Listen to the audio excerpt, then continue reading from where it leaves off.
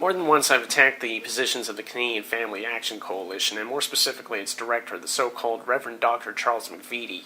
In fact, the whole reason I started the show is because he endorsed an attempt to censor Canadian films that he called grossly offensive. The problem is that, in addition to genuinely hateful and pornographic movies, he was also offended by a little film called Breakfast with Scot, which is about two gay men who foster an 11-year-old boy. His problem with it is that supposedly it was indoctrinating children in the gay lifestyle, whatever the hell that means. Having now seen it, I can tell you once and for all, Mr. McVety doesn't know what he's talking about.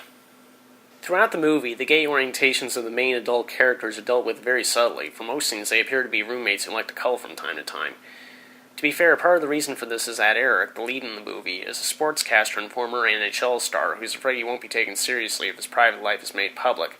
He's also very sensitive to the kind of bullying that boys go through if their schoolmates think they're gay. Which leads me to the good doctor's prejudice grievance.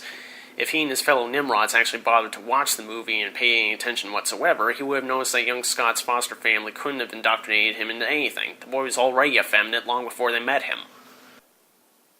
I think Scot might be gay.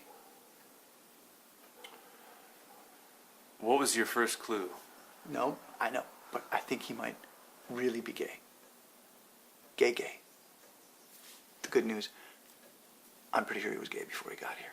How is that good news? We're in the clear on this. Okay.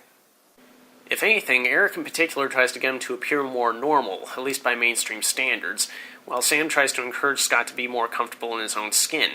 But I guess that would be a big problem for a man who thinks that gay men shouldn't be able to marry or adopt children, or a man who frequently acts as if any sexual activity heavier than a cheek kiss will somehow cause Satan to erupt from the bowels of hell.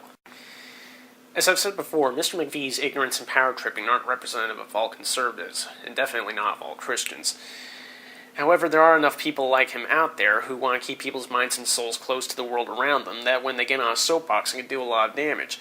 Not only does it jeopardize our liberties on several levels, but to be honest, it makes genuine, heartfelt Christians look terrible.